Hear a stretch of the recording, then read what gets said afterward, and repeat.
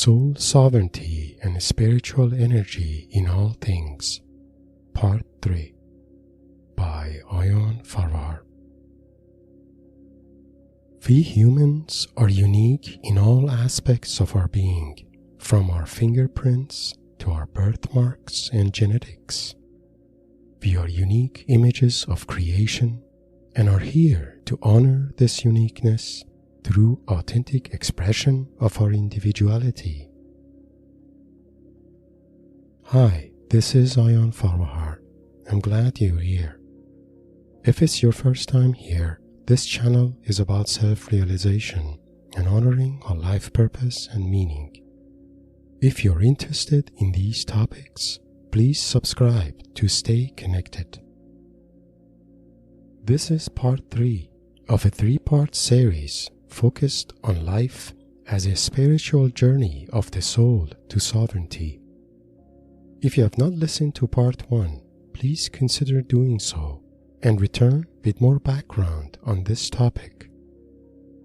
Our soul is in constant communication and subtle exchange of spiritual energy with everything around us.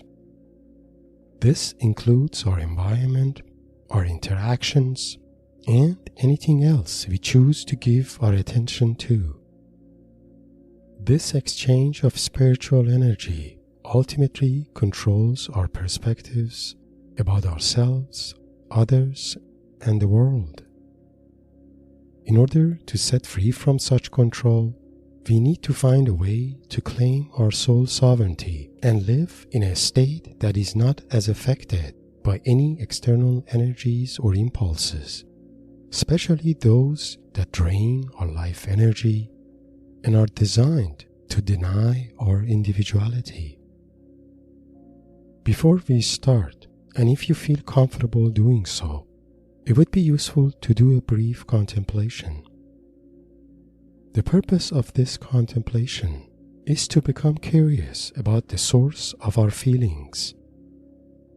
Now, if you feel comfortable, take a moment to check inside and look for a familiar feeling you've been noticing inside, but wonder why it has been there.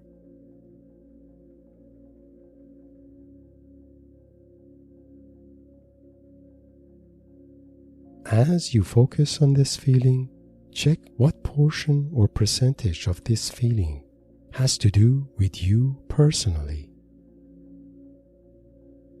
For example, is the feeling there because of an experience you personally had in the past?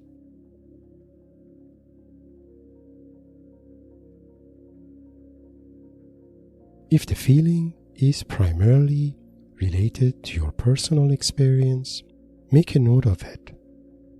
Maybe you can consider some inner works to get to know it better. But if you notice that not all of it seems to be related to you personally, check where it could have come from. Is the feeling related to people you know? Maybe your immediate family or background. Look to see if you can notice the same feeling in one or more people in your family.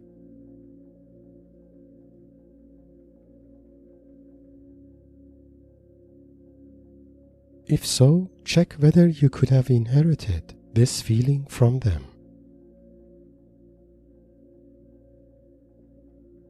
If you feel that could be the case, make a note of it. If the feeling is not related to you personally or not present in someone else in your family, check if this feeling could be related to where you live or the state of the world in general.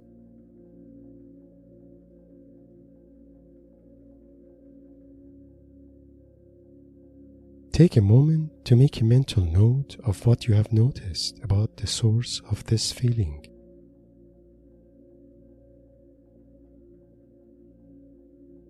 In most cases, the contemplations like this helps us realize that not all of our feelings are related to something we personally experienced.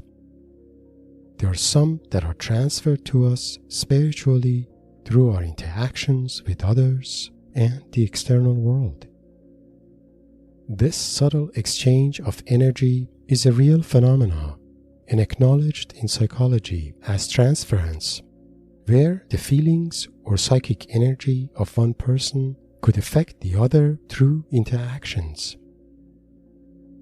Unlike part 1 and 2 that were focused on concepts and ideas, the focus here is to provide tips and suggestions to navigate these energies and make necessary changes to claim sovereignty from them.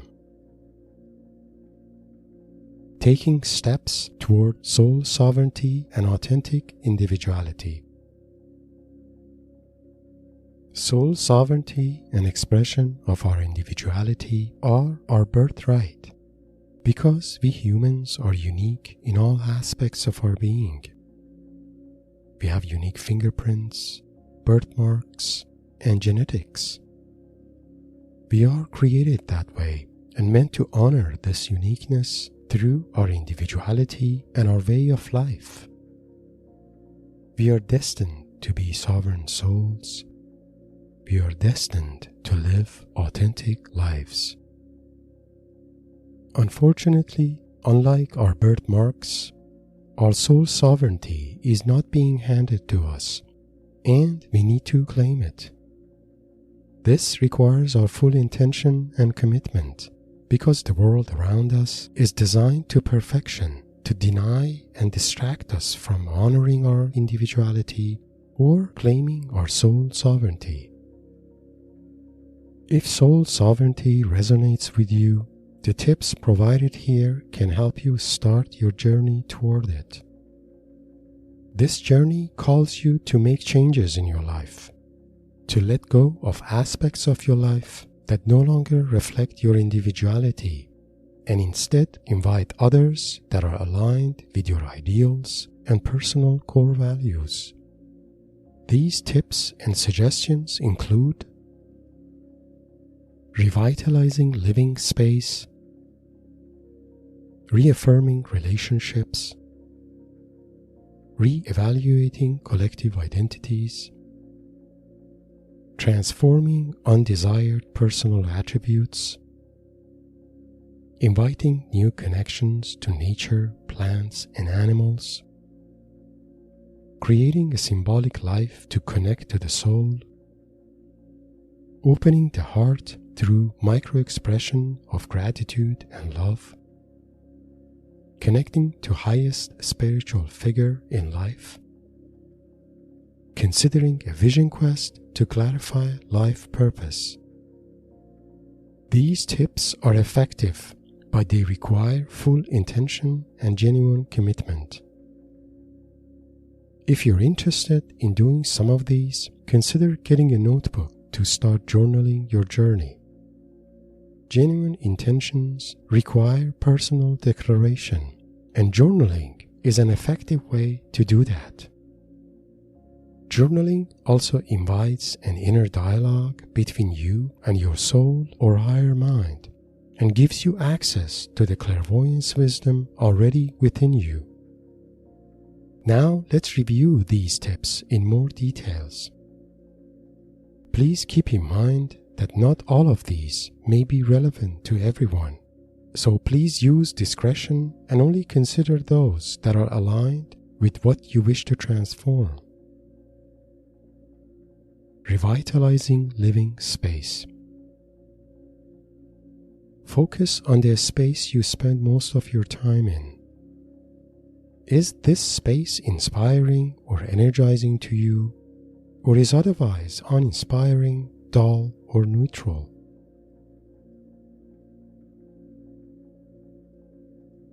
If the space is cluttered, check if changing the layout of the room can help, and let go of things around you that are uninspiring. This creates more space for things that are more relatable to you or reflect something about you personally. Consider keeping only the objects that serve you, reflect your individuality, or remind you of qualities you value in life. The presence of these objects around you can shift the spiritual energy of your space. In fact, every object in your living space must have earned its place around you and should be there to serve you or bring you serenity and inspiration. Your living space and things around you have energies about them and can influence how you view or connect to yourself. Reaffirming relationships. List all your relationships with people around you. Focus on them one at a time and check inside to see what feeling is present in you when you think about each person.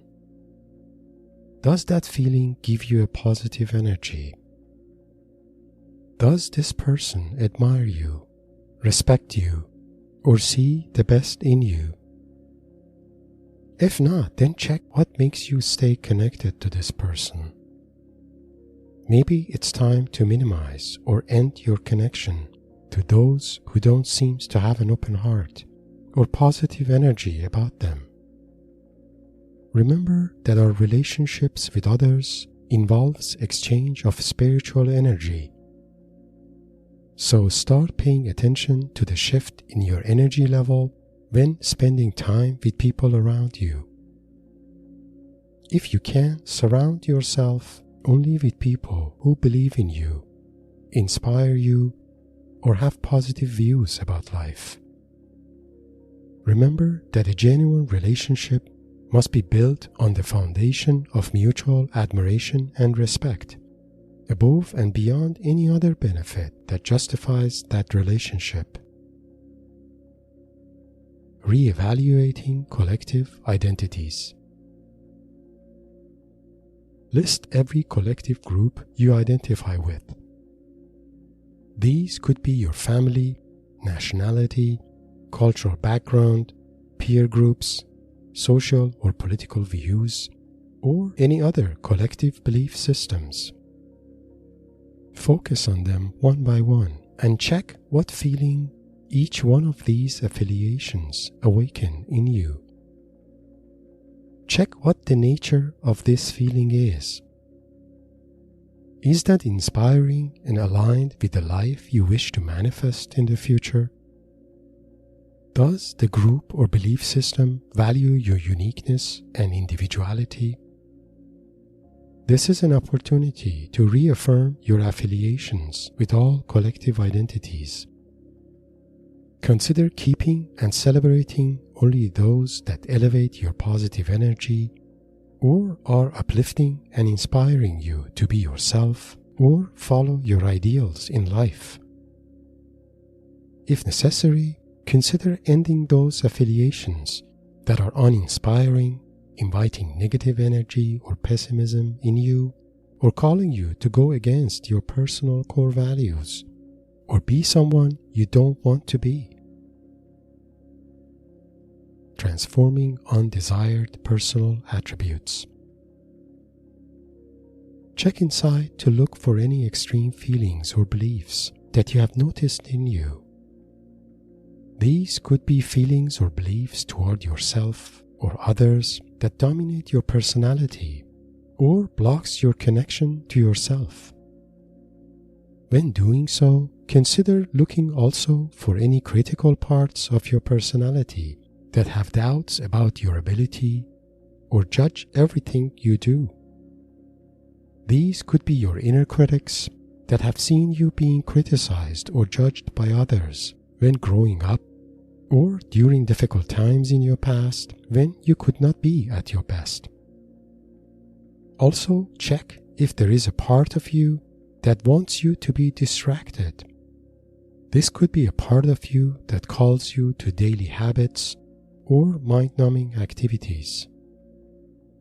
Inner critical voices can drain your energy.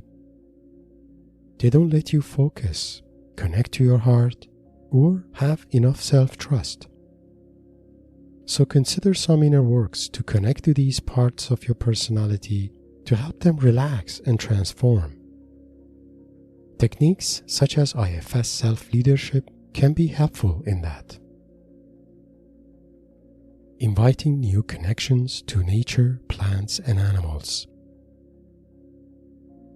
If possible, consider spending more time in nature. If you live in urban areas, consider taking walks in parks nearby. When in nature, pay more attention to the trees and plants around you. If you feel connected to any of them, stop and greet them. Trees and plants have positive life energy and can recharge your soul. When you can, consider listening to the birds. This helps you tune in to the energy of nature present all around you. If you have time in your daily life, consider gardening or having indoor plants. This brings more life energy to your living space. Creating a symbolic life to connect to the soul. C.G. Jung, the founder of analytical psychology, describes the purpose of symbolic life in the following quote: "We are all badly in need of the symbolic life. Only the symbolic life can express the need of the soul." Symbolic life, as defined here, is about honoring what we hold sacred in our heart through intentions, rituals, or symbolic expressions. If you practice a religion or other forms of spirituality, you already have a symbolic life. If not, creating a symbolic life can help you reconnect to spirituality. If you can, create a symbolic altar somewhere in your room. An altar that reminds you of your intention to honor the spiritual dimension of your being. Consider adding objects or symbols to your altar that have a personal meaning to you or reflect your spiritual belief. Consider meditating with this altar, or at least spending a few minutes of your time each day reflecting on the meaning it represents to you. If you're not open to spirituality at this time in your life, you can still start a symbolic life. Here, your altar could represent your individual core values and intentions in life. For example, live honorably every day, respect, trust, and love yourself, have good intentions in all your actions, be of service to others, and so on. Symbolic life connects you to your core essence and can be a gateway to access the clairvoyance wisdom of your soul and the highest spiritual figure in your life. Opening the heart through micro-expressions of gratitude and love. Start noticing all things that nourishes your body and soul. These could be the food you eat, the objects or beautiful things you see around you, or anything else that inspires you and make you feel alive. When was the last time you appreciated all the good things you have in your life?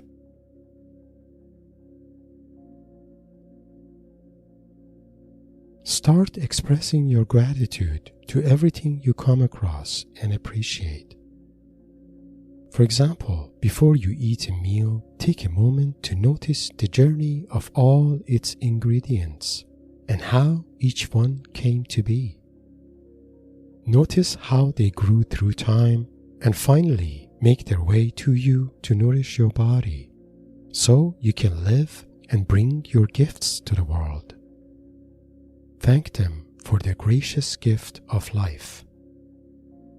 If you have a piece of furniture or art you love, put your hand on it and express your gratitude to the hands of the person who created it with love, so you can also feel that love. When sitting under the sun and feeling its warm light on your skin, take a moment to express your gratitude to the sun for nourishing your soul.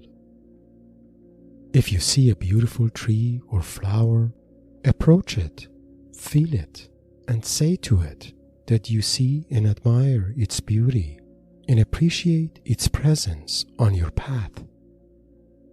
Practice micro-expressions of gratitude and love with people around you. Start expressing your appreciation for every little things you receive from them, even if you feel that is their responsibility.